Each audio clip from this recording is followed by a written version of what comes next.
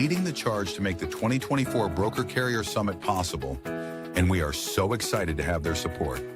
In case you haven't heard, TAFS offers much more than freight factoring.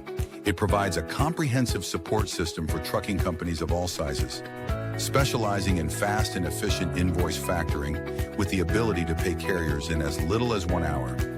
And TAFS services go well beyond factoring, offering a fuel card that unlocks major fuel discounts, flexible business loans that are designed to cater to the distinct needs of a carrier's operations, a dedicated, responsive client experience team, and much more.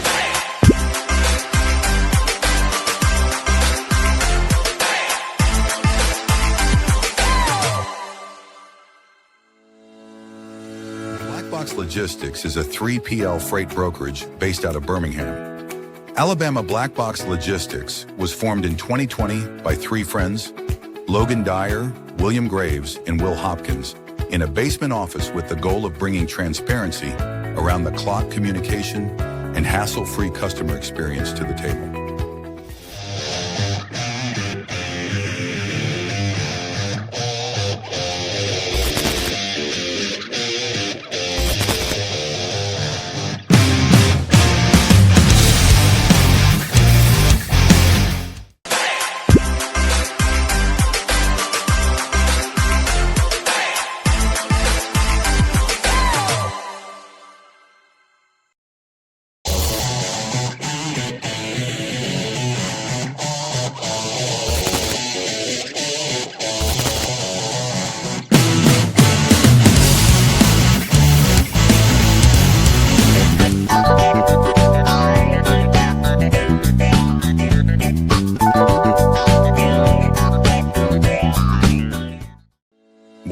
is an AI-powered call automation platform built for freight brokers, designed to screen every inbound call in real time, block spoofing, phishing, and double brokering scams, verify compliance through integrations with FMCSA, Highway, and My Carrier Portal, and automatically connect brokers with qualified, vetted carriers, all before a human ever picks up the phone.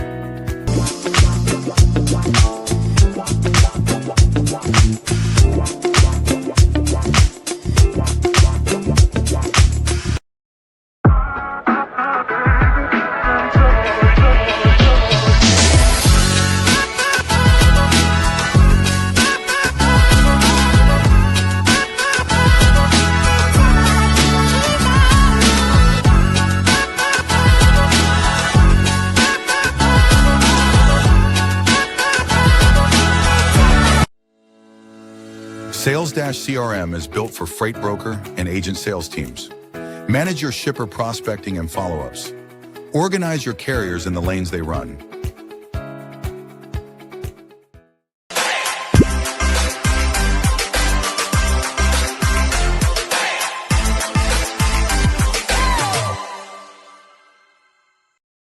HDShips is a leading logistics provider specializing in sustainable and tech-driven freight solutions. With hubs in Reno, Phoenix, and London, we deliver comprehensive services, including full truckload, expedited cross-border, and intermodal freight.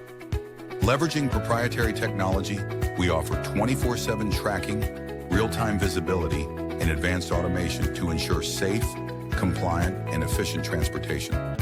Our commitment to sustainability enables clients to offset emissions through carbon credits, aligning logistics with environmental goals. At HDShips, we prioritize transparency, reliability, and exceptional customer service, empowering clients to achieve seamless, sustainable logistics solutions worldwide.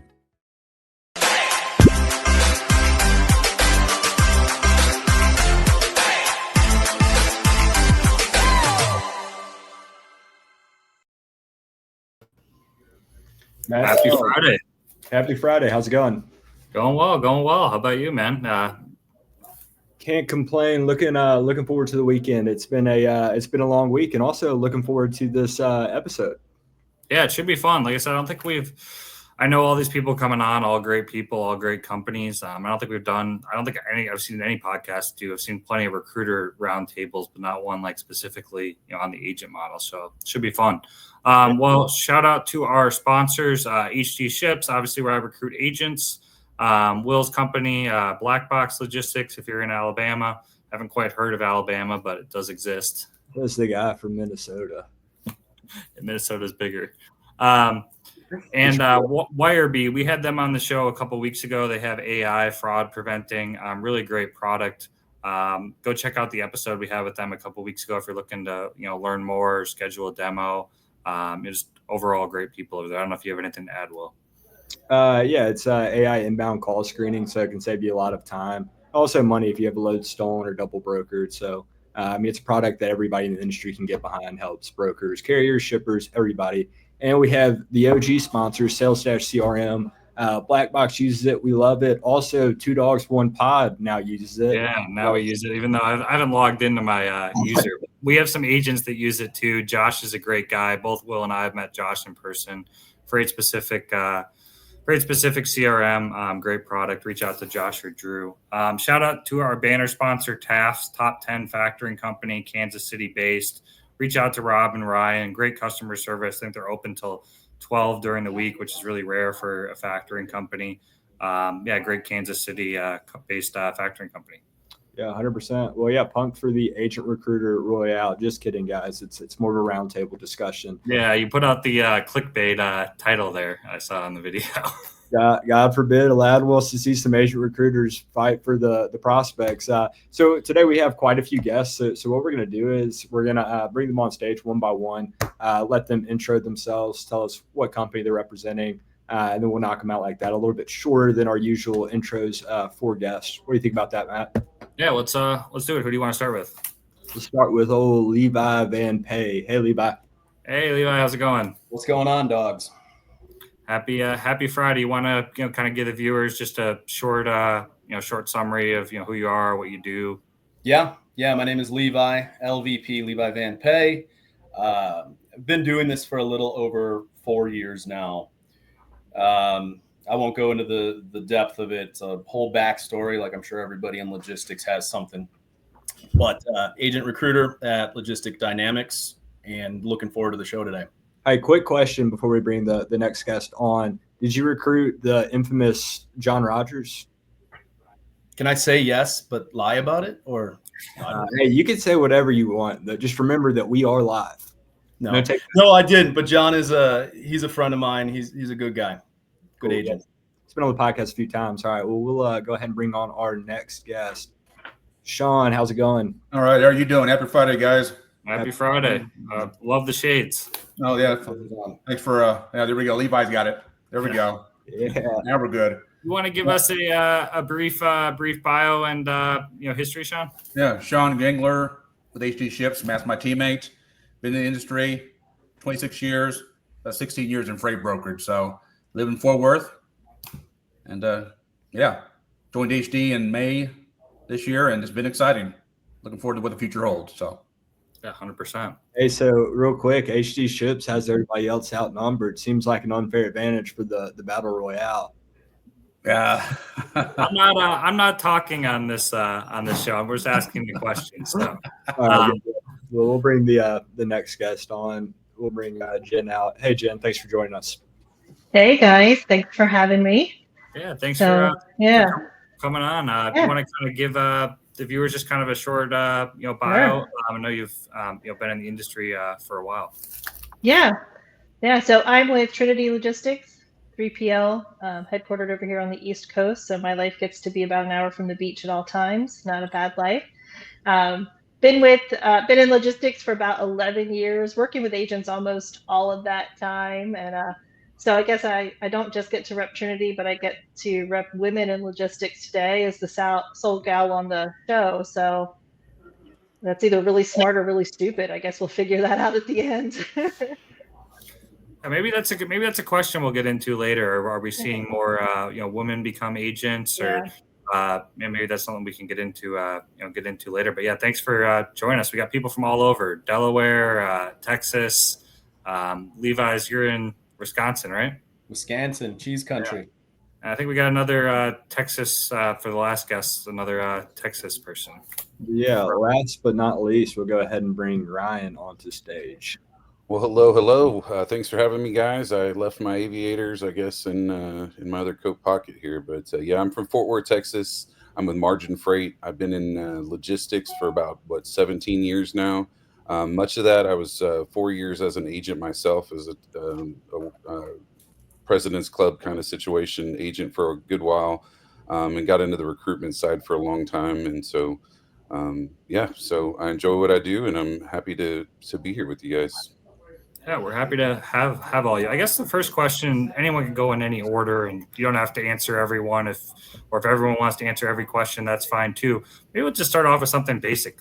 What is an agent? What is the difference between an agent and W-2, or kind of what kind of defines that? I know I don't know if you guys, but sometimes people ask, what is an agent, or what is the difference between that and W-2. So I don't know who wants to go first, but maybe we'll kind of just start there with something basic. Yeah. I'll be glad to jump in. Usually, an agent is a 1099 independent contractor. To be on a short explanation of that, you basically eat what you kill kind of situation. It's usually on a split of some sort. There are companies that will add draws or small salaries at times like that, but those go into more the W-2 side and really kind of take away from the independent contractor. So it's really embracing the entrepreneurial side of the business for top performing W-2 employees generally will thrive in an agency type of network, is usually how I would explain it to somebody. Yeah, and there's a bit of a entrepreneurial backbone that these individuals typically have as well.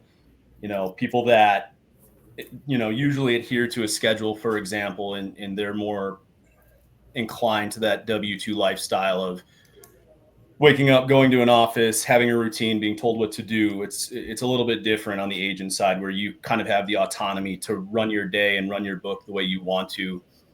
There's more money in it for sure, but like Ryan said, it's going to be more of a situation that's not always reserved for top performers. We've definitely had people come out and they had one customer, two customers, no customers, and they just thrive and take off and completely change their lives. Right. Mm-hmm. Absolutely. I guess maybe shooting to Shawn and Jennifer, because you guys have been in the longest of everyone here. I mean, what are some common questions you get for people kind of looking to be an agent for the first time, or is there kind of, the Levi's point, is there kind of a fit, or when should someone maybe look into being an agent, or who might be a fit? I know that's kind of a couple questions in one, but we saved the best question for the people with the two most experience in the room. Yeah. So. I'll go first. Before anyone wants to be an agent, I'm talking to a lot of W-2 people, obviously, but they go, Shawn, how do I know if an agent model is right for me? I always tell people, hey, listen, talk to all your customers. Look at the relationships you have with your customers. Is it transactional? Is it multi-year relationship where you're a top 3 option versus just a name on a distribution list? If you're a name on the distribution list where the cheapest quote always wins, you're not going to thrive. You've got to have close ties with your customers. And so to determine if you're going to be an agent over here, a thriving agent, talk to all your customers to see if you've got a following. I always stress 2 things they're going to hear when asking that question. You're going to hear, well, Mr. Agent, absolutely, just, we'll put you on a distribution list, and as long as you're the cheapest, we'll give you the freight. Tell them that's the answer they never want to hear. They want to hear, absolutely, man, you've been servicing us for 3 years now. You give us great service. Let us know where you land. We got freight ASAP to move with you. And that's more the answer they want to hear when they ask them those 2 questions there. So, the transactional relationships, more or less won't be successful if you're straight transactional, but the relationships, they thrive over here. So anyway.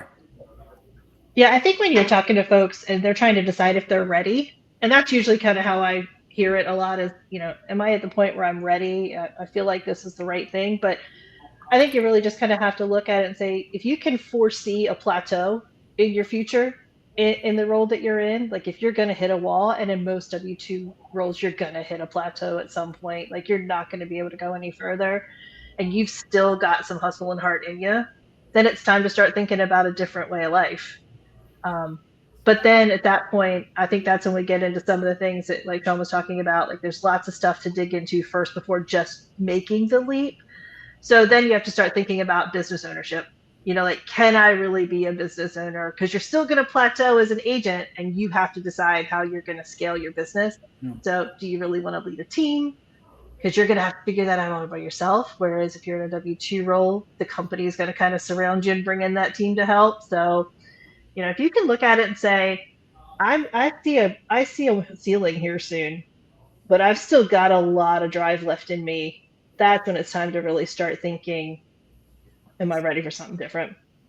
Yeah. You brought up a great point too. I mean, I think sometimes it's maybe a misconception that every agent recruiter is saying everyone should be an agent and it's easy and you're going to make everyone's going to make a lot of money. But I think we, would all agree, because we've all, seen failures. It's not right, right for everyone. I think Jennifer kind of brought up a great point. Yeah. I mean, what are some, maybe kind of getting there, what are some maybe people or scenarios where, maybe you guys have seen where it's maybe not the right time to be an agent, or, just not a fit in general? Yeah, that's actually a great question. And I love this group here today because I think we all follow each other. We all see what we're all putting out there in the world. And I think everybody here is of that same mindset. Like, this isn't the right life for everybody. We see that mentality more so, I think, from agents themselves putting themselves out there and posting because they've just seen this amazing lifestyle that they now have they couldn't imagine. So they're like, everybody wants this, everybody needs it. But I think it's important for us to kind of stay that course of it really isn't for everybody. For me, I think it comes down to self-awareness. Like, you have to understand what you can and cannot put into it. If you haven't actually sold for years, because so many times I've talked to a lot of folks that have kind of gone through the ranks at the W-2, they're now in leadership. They haven't actually sold for a while. They've got kind of a riding on a book of business. I'm going to tell you, we've all seen it. Selling freight today is a heck of a lot different than it was 4 years ago. So for those people, maybe it's not that they're not right for it, but they're going to have to do a little bit of work before they're really determining if they're ready to jump into that. I always say kind of getting back in the ditch, if you would, if they're ready to do that.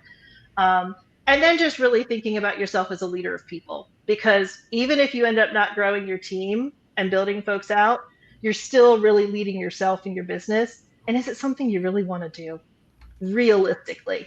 We talk a lot about flexibility on the agent side. You can work from anywhere. You can, but what we don't say all the time is that even though you're sitting on the beach, you are working. So it's not like you can just take off 8 hours a day and you're fine.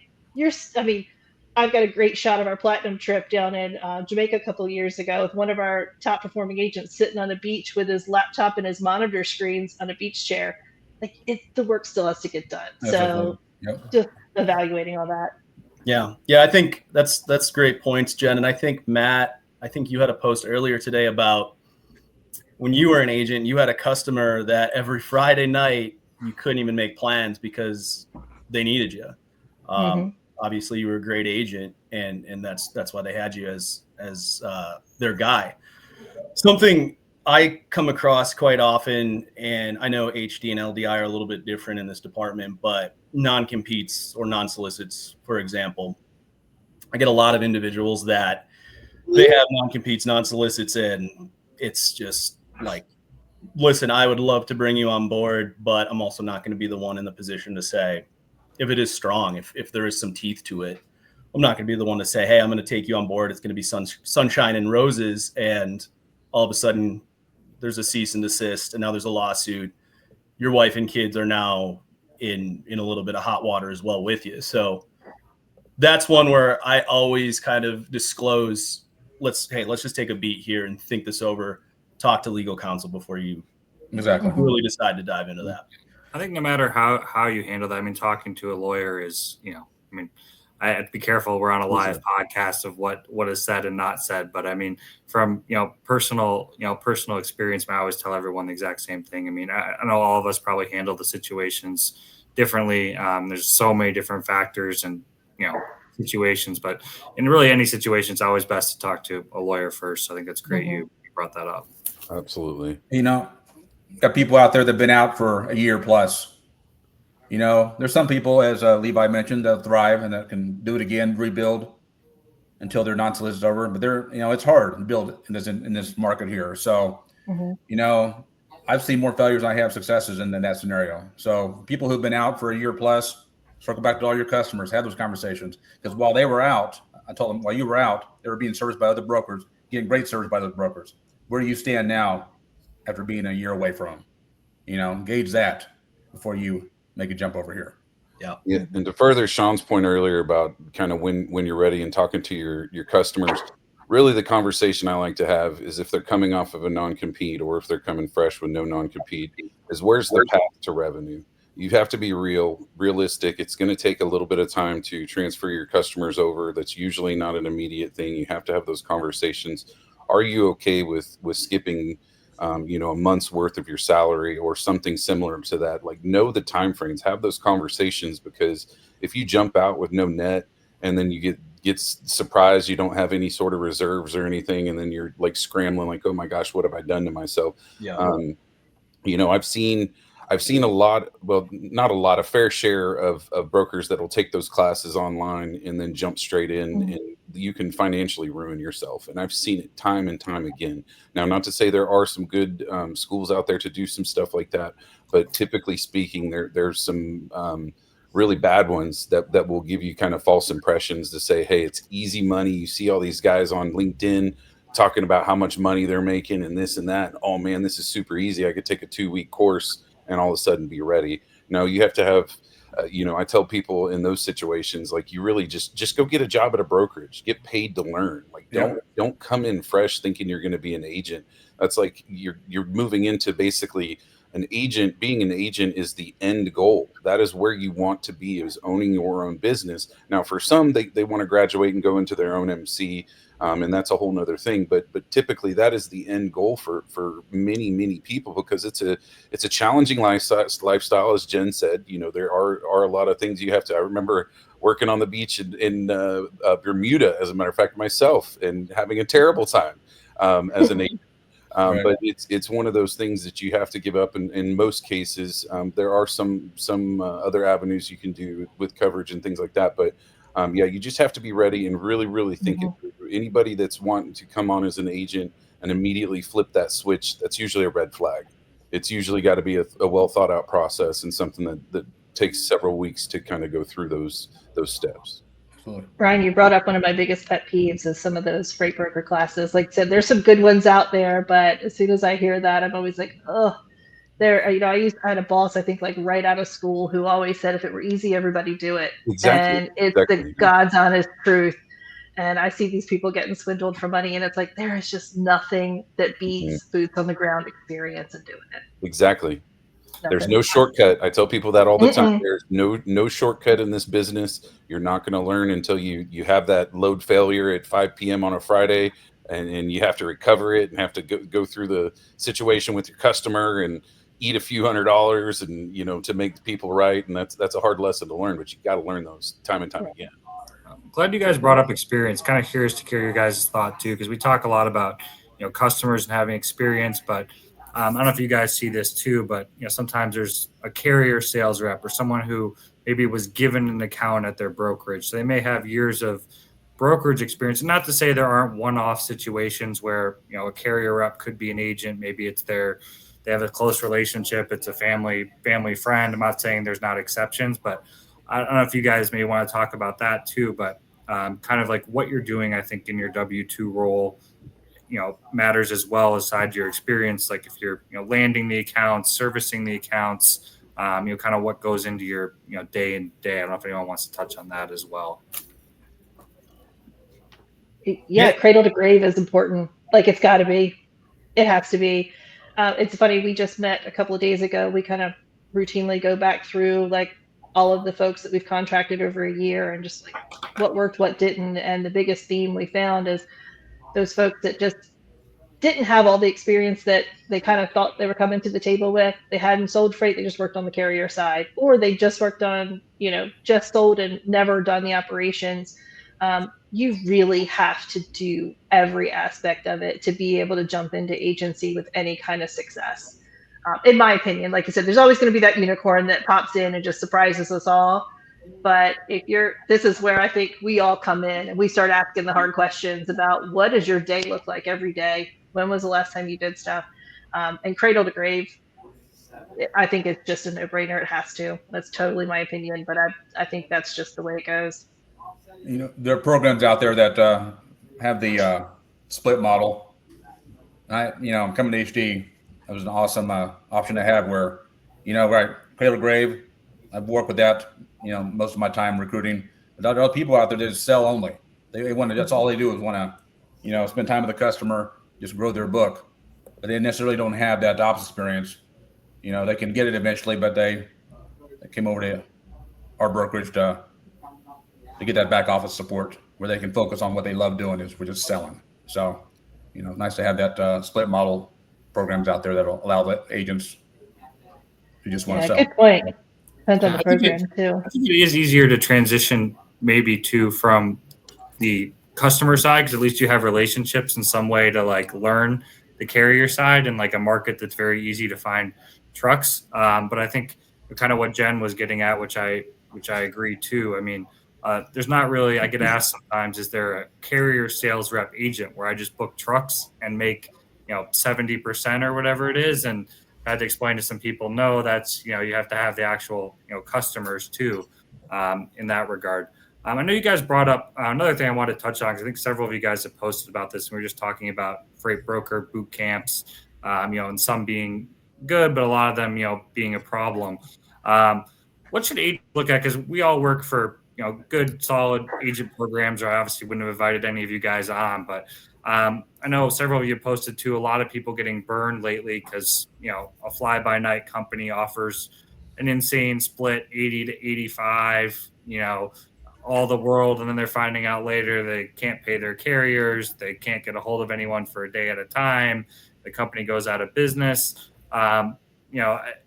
It's good and bad that our industry has grown, but I mean, what kind of advice do you kind of guys give to kind of avoid that, or questions that maybe people should be asking before, signing on to, an agent program? Sorry, it was a long-winded question for anybody. But. Well, if it sounds too good to be true, it generally is.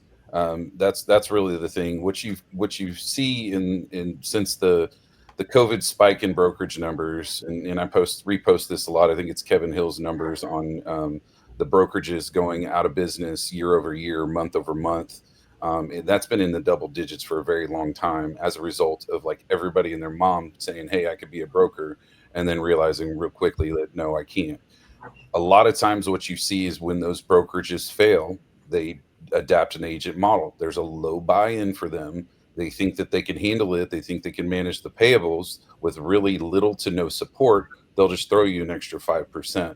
Well, that's a real quick way for you to put yourself in a financial bind, because the worst thing you can do as a business owner is to do a pond skip where you go to a brokerage, realize it's failing, jump over to somebody else. Now, that does happen. We're able to help people with that. I think every one of you have helped people through that at times. But if you're planning that out, that's not the ideal thing.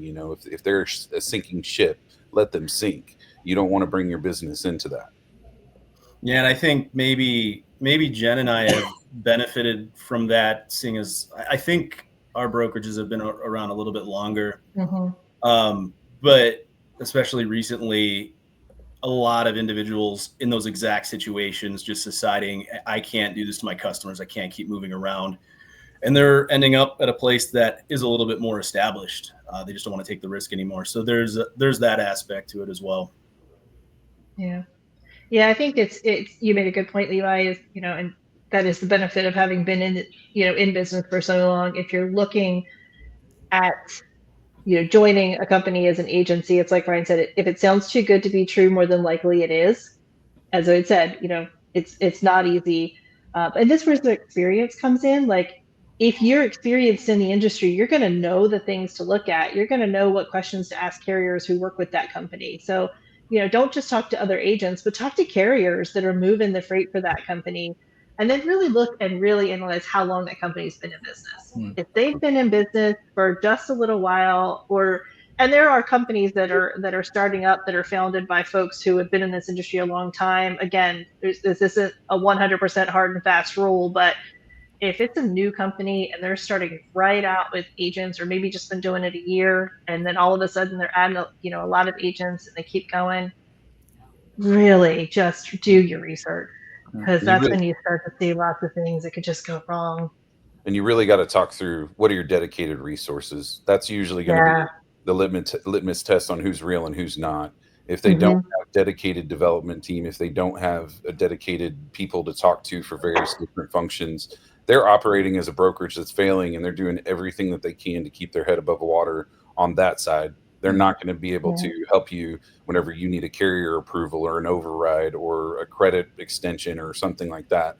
Those are going to be things where you're going to hit your head on the, hit the head on the ceiling, the glass ceiling every single time. And it's just not a situation you want to get yourself into.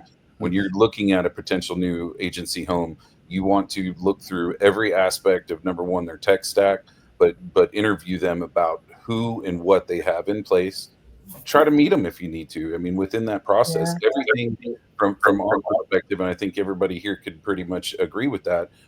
You try to be as transparent as possible, because if you don't have if you have something to hide, and trust me, I've worked in those situations. If you have something to hide, you're going to be kind of throw a brick wall and say, we're not the strongest here or this. If you open it up completely and they tell you everything and they show you everything up front, that's a good sign that they're going to be honest with you and come through with their promises that they're giving you. And a big question I always ask is, what happens after training? And that's something you can really only get from talking to other agents at the company. Everybody's going to be right next to you for the first week or two to teach you on the tech and TMS or whatever. But what happens the first day of the second week? Who's there? Who's checking up on me? Who's making sure I'm moving things right? Who's making sure I've got what I need? And people can tell you whatever they want to tell you. And that's where talking to other agents at the company can be helpful too. I talked to agents coming from brokerages that were closing or closed. Their books were decimated because first thing the carriers stopped doing, or brokers stopped doing, is paying their carriers. Yeah, and that's where the carrier goes. He goes to their customers to pursue payment. Yeah, and if you're in that situation, I feel for him. I'm sad for him. But coming over to another brokerage thinking you've got that same book of business, it's tough. Yeah, and if you're in that situation, and maybe some out there listening might be in that situation, be aware of the red flags. Just like Shawn mentioned, if all of a sudden you're noticing the brokerage is having a hard time paying carriers, or all of a sudden you went from commission being paid on invoice to customer payment, these are all signs of financial difficulties that the brokerage might be having. Or if they try to renegotiate your split, which is something that I hear from time to time, or if they downsize their back end support team, or if they start to outsource additional things to cut costs. There's a lot of different ways to kind of see through that. 100%. Well, I feel like I've been asking a lot of questions. I know Will was a W-2 rep and then an agent. So I'm sure Will has some questions, and maybe some people from the audience listening have some questions. So I'll quit with, I could ask questions all day to you guys. So I guess I do have one question. So as Matt said, that's my experience, W-2 to agent, and then own authority, which we're in the process of shifting. So I guess I want to ask about your experience with those agents that come on board and their ultimate goal is their own authority. Are you guys adverse to that, or what does that look like? Do you want to onboard those people? Is there any friction if and when they decide to pull that business under their own in-house MC? Do you have any experience with that? I would say for us as Margin Freight, we're probably the most unique in the fact that there's no non-compete, no non-solicit, no exclusivity. And the reason behind that is we're going to empower everybody to go off on their own authority. The reason being is we're pretty much a technology first company. And so our bet is that if you go out on your own MC, that you're still going to retain us on the software side. And we do that with no obligation. There's nothing contractual, but we will help you obtain, season, develop, credit, all those types of things that you're going to need before you go out. Not every agent program does that, not to bash anybody or say anything, but I do think that is a unique niche of what we are doing at Margin Freight. Now, we still have all the agents that want a house for life, and that's fine too. But we offer that as a path to independence if that's so what they desire. And not every agent wants that. So Yeah, it's definitely not something we shy away from, because at the end of the day, the entrepreneurial spirit is that, you want to build business. And if somebody wants to build a business, we're not going to walk away from it. I can tell you, I've had some folks come to the table who have said that was their end goal, and I haven't had one person do it yet. Because, the hope is that you support them so darn well that they start to see, maybe that isn't what I want. Right. Maybe that isn't the way I want to go. And that's fine too. But I think it's partnering, our program is all about the holistic business. I always say all the time, somebody who comes in contact with me should be better afterward, whether it's just from education or the support that we've given them, how we've helped them grow their business, whatever. And if that means that they feel so confident in their skill set and the things that they've done that they want to go ahead and take it on their own, absolutely, go for it. Those are your customers. You've built that. We respect that. But I can tell you throughout the whole process, we're going to be supporting you like you're going to stay forever. And that's the goal. That's the way it should be. Absolutely. Just for anyone listening, no company on here has a non-compete or a non-solicit. So that's a W-2 thing. If any W-2 reps, I would say another red flag, by the way. And if you're becoming an agent, that is a red flag. That is somebody fearful that you're going to leave. And typically, as an agent, you're not going to have any additional proprietary information on other agents anyway. So it's a little bit petty to put that into a contract anyways. Mm-hmm. But I would never sign a non-solicit, non-compete as an agent under any circumstance. As an agent, no. And to me, you're right, Ryan, that is a red flag, because to me, that tells me there's already some financial trouble. If they feel like they're going to have somebody come in, build a business, and they have to retain it to keep moving forward, that's a major red flag. Well, and then they're not confident in their abilities to make them happy. Is to your point. Yeah. Your goal is to keep them in house, just like we'll let everybody fly off into their own MC, but our goal is to service it well enough that they're not going to want to do that. Some people just want that, and that's what they want, and more power to them. Yeah, great. I promise I would be quiet for a second, but Will brought up this point because you see this on LinkedIn all the time. Why doesn't everyone just open their own MC? I saw a $1 billion brokerage CEO actually comment that one time, and seen a couple other that have commented that. And I think I know my opinion on that, but I want to hear your guys' maybe kind of as a lead into this question, because some people are like, Will, you were what, 30 million before you went off to your own MC? Yeah, between 30 and 50, but we're also in the process of doing that. So we still run the agency simultaneously with Black Box Authority. And there are a lot of reasons, which I want to let you guys answer. I don't want to monopolize this question. But to Jen's point, a lot of people might have the idea of, okay, I'm going to go be an agent, and then after a certain amount of time, I'm going to go off to my own MC. But then you get kind of cozy, and you're really just running a sales organization at that point. So our plan 2020 was to when you're an agent, when you become an agent, at least as I see it in my experience, you don't need a lot of money, so you can bootstrap that fairly easily. And if you have the experience needed, which we were cradle to grave brokers, we can drive some revenue and use that money to fund the growth, which is what we did. But with that came we're sales guys, so we just kept selling, kept growing, and then after 2-3 years, we realized, hey, we haven't taken any tangible steps towards this ultimate goal of our own authority. And it's just one of those things. It's getting started is a lot goes into, there's a lot of headache, and it's a lot more responsibility, liability. Your overhead goes up significantly. And there's a lot of reasons, right? I don't want to monopolize that. So you guys feel free to add your input, answer to that question as well. Yeah, I think that happens quite often. And in fact, it's kind of the opposite that I've seen. And I don't think I've been doing this nearly as long as Jen, Ryan, Shawn. But more often I've seen individuals or organizations that have their own MZ, and they've grown substantially to the point where to Will's point, they have so much overhead that it might just make more sense to cut it, become an agent, and outsource a lot of those same processes. Yeah. Mm-hmm. I've definitely brought in agents that did everything backwards, and this goes back to the training programs where somebody goes and gets their authority. They do the online training, they get their authority, their insurance, and this, that, and the other, and then they're like, well, I can't get anybody to work with me. I mean, aside from the cash flow is probably the top thing, and I think, Will, you're probably the subject matter expert here, but I've dealt with it enough to say that number one, cash flow is usually the number one thing Exactly. to stop you from going into your own MC. But then there's seasoning. Carriers aren't going to want to work with a new MC. A lot of customers won't. Customers are getting more savvy, and so you kind of lock yourself into a spot where you can't really do business.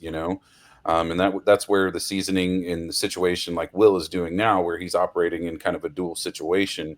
You do that to ride out, to build up your stop me if I'm wrong, Will, but you're building your revenue on one side, but also seasoning your MC and seasoning your payables with factoring companies and all these types of things at the same time. And once your credit is up and everything is in a good spot to where you feel comfortable, that's whenever you branch off fully to your own MC. Yeah, I would say that. So as we were scaling the agency, right, and then the goal or the plan to move to the in-house authority, it just became more and more like further away, right? Because the more revenue we had, it's like, how do we shift this? We realized we can't overnight, so it had to be a slow process. And to the aforementioned point, the carrier payables. So it's not being able to pay them. It's the carriers.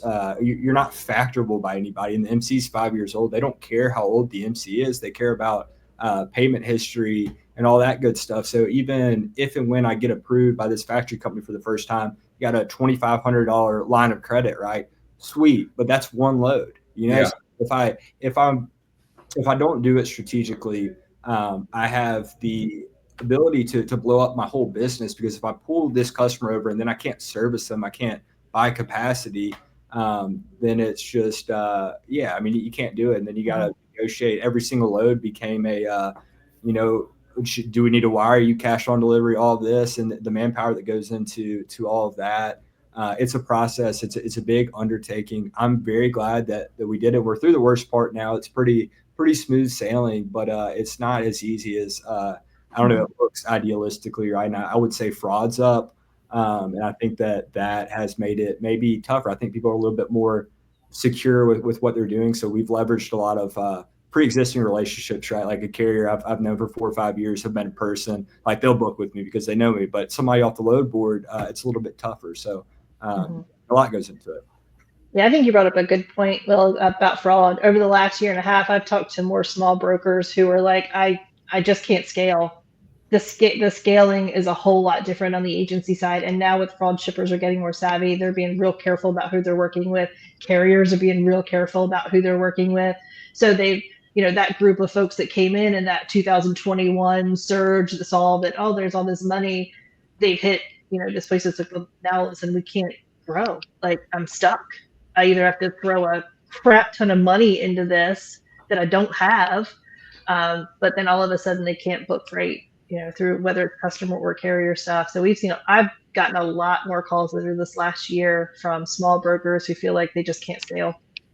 Yeah, I would say for a lot of people, I think it goes back to, different lens, but similar, the whole idea of what do you really want out of it, right? When you're talking about an agent, like what's the true cost? And like Ryan, you mentioned you're working on a beach miserable because you have stuff going on or whatnot. It's again, idealistically, things seem one way, but what is it truly in nature? And owning the MC and running under your own authority is a lot more headaches than being an agency. So I would say for a large majority, it's not worth it to get your own MC. Just run the agency because really and truly, like so much comes with it, right? So I think it's the best way to entrepreneurship in freight is the agency model.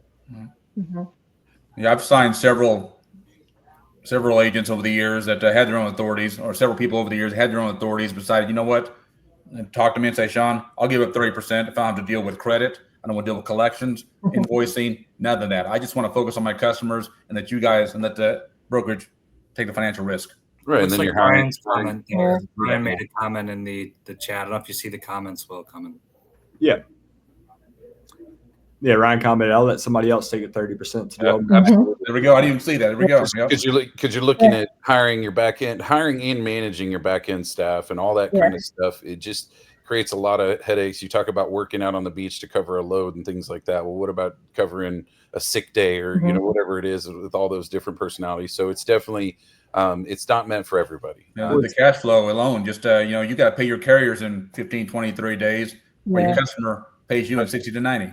There you go. And that's where a lot of people don't really put the thought process into it. There's a gap there that you're having to float, and it's perpetual. You're never going to get away from that gap. Are you going to have the cash flow for that? Yeah, I think you really have to think about the resources that you can truly afford. I think about folks in like a program like Trinity's been around for 45 years. Like we have built a ton of resources. We've got a lot of tech, but we're also a really large company and have been doing this for a really long time. If you take your business because you think you can serve it really well, you're serving it really well in partnership with a lot of resources. If you went on your own, would that service level be able to stay the same for your customers and the carriers you're working with?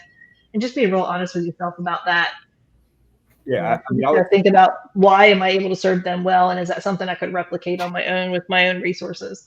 Yeah. So real quick, kind of going back to the question about individuals wanting to create their own MC and leaving the agent model to go do that.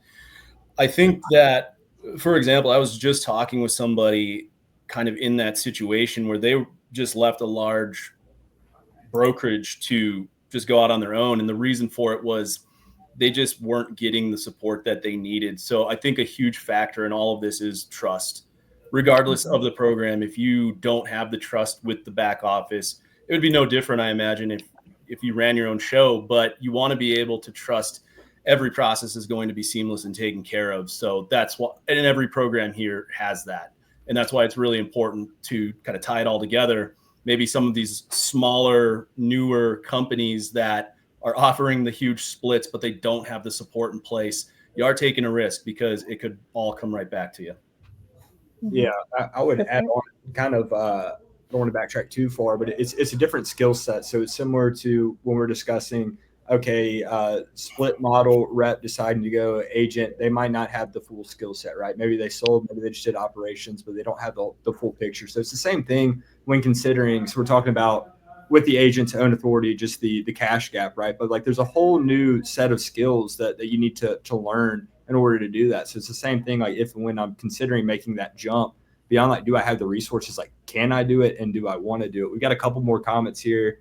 I'm going to start with Sam. He says, people are the hardest part of growing any brokerage. And then we've got a question from Travis, which we kind of went over, but we'll ask it. He says, what's more important skill with your best agents, sales or account management? That's a great question, actually. I'll dive in there if you guys don't mind. So Travis, that's a loaded question. And that's, to Jen's point earlier, it's a cradle to grave type of model. Every history in logistics is unique on some level. And you have some that are more heavy on the account management side, some that are heavier on the sales side. You have to demonstrate the ability to do both on some level. Now I've got good sales guys that are just top tier, have multi-million-dollar accounts. They're realistic in their expectations, and they're going to say, hey, I'm going to hire somebody in to do the account management portion because I'm not good at it.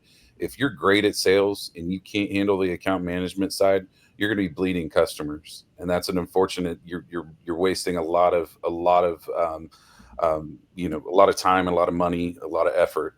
The same would be said otherwise. If you're great with account management now, if you've already got accounts that are in the door, those are likely going to be sticky. Those are likely going to be moving with you, but not always. A lot of agents will overstate their importance to a customer because sometimes it's not just their contact that has something to do with it. Sometimes it's C-level people that say, hey, we need to go out to bid and you need to drop all your incumbents, things like that. So if you're really good at account management, but not so much as sales, you're leaving yourself open to in the market or less vulnerable. So I would say either way, you need the best of both worlds to the best of your ability. It's a great response, sir. Absolutely. I agree. Yeah, I have to agree. I find the one place that people get stuck, and I don't know, I mean, I think I know why it is, but not being within the W-2 side personally, it's pricing. If somebody's just been doing sales and they're relying on this operations team to kind of feed them pricing, and then all of a sudden they're out on their own and they're stuck, it's just wild. You can't really confidently quote, or vice versa, but I feel like that piece is the one piece that when you just have one side of the equation, trips people up over and over and over again. And we all know that, speed is everything. Like if you can't quote your customer for 24 hours, you've lost that. I mean, it's just, 100%. It just is what it is. Yeah. Sorry. I didn't mean to interrupt you. It's kind of like the idea that in any organization, it's like each department thinks that they like have it all figured out or like do like working the hardest, right? Like marketing says one thing, then their sales and their ops, and everybody's like, like we do the most. Without us, nothing. It's like really, truly, it's everybody. It's the whole organization. I didn't mean to cut you off. Go ahead. No, I was just going to elaborate more. If I had an agent that came in that was 100% sales or 100% account management, and they're not comfortable either way, typically speaking, I'd put them towards more of a mentorship as a sub agent, first and foremost, to get to well round the rest of that, assuming that they hit all the rest of the points. That's all I was going to add to that. Awesome. Well, we're just about at our time. Is there any final thoughts, or Matt, do you want to hit them with a final parting question? I don't know. We'll have to do this again. I mean, I feel like we could all talk for another hour on this topic. Absolutely. Somebody just brought up sub agents. That's a whole nother conversation, or when you're ready to hire, or I mean, we'll have to do this again, because if I ask another question, Will, we're going to go for another 15, 20 minutes. You're going to miss it. Well, Matt, I wanted to thank you for putting this together. And Absolutely. real quick, give a shout out to the rest of the agent recruiters in here, and Will, obviously, for having us. One of the nice things for having these connections is kind of being able to work through some fraud, as we've had to. Jen and I had to at a previous spot. Levi, Matt, we've talked about an agent coming in, and those are nice things to have. That I think that the discussions like this just help kind of solidify that. We're all fighting against each other on some level, but at the same time, there's plenty of fish out in the sea. You know what I mean? Yeah, there's a level of camaraderie to it too. We've got a nice little community put together. So appreciate the shout out, Ryan, and right back to you guys as well. Absolutely. Speaks to the caliber, I think, of all of our companies, that nobody was like scared to jump on a call with other recruiters from other companies. It's like, it's just what we do. Yeah, rock forecast here. So fantastic, guys. Yeah, we appreciate you guys joining us, and we'll have to do it again. We'll be in touch. Yeah, absolutely. Awesome. Great time. Y'all have Have a great weekend, everybody. Good weekend. See you guys later. Whoa, my bad. You kicked me out. You kicked everyone. Too many people in the lobby operating off the laptop. That's not as bad as the one day though that I accidentally, we were getting to the end and I had my mouse on and I just disappeared right at the end. That was a little embarrassing. Yeah, that one was my fault. It's all that happens. That was fun though, man. I feel like we could do that. We could have done that for 2 hours. So that was fun. Hopefully the viewers, liked it. So shout out to our sponsors. We talked about in pre-show, YRB. We were just talking about fraud. They, can tell for spoofing, basically AI to kind of screen calls, basically, right? Yeah, AI inbound call screener can save you a lot of time, your reps, finding out who's fraudsters, who's not, and then money, of course, if the load's double brokered or stolen, calls that everybody can get behind. And of course, we got Black Box Logistics, recently voted as the People's 3PL. Missed that vote. Where's the vote? I don't know, man. You're probably in Colombia. You talk about HD.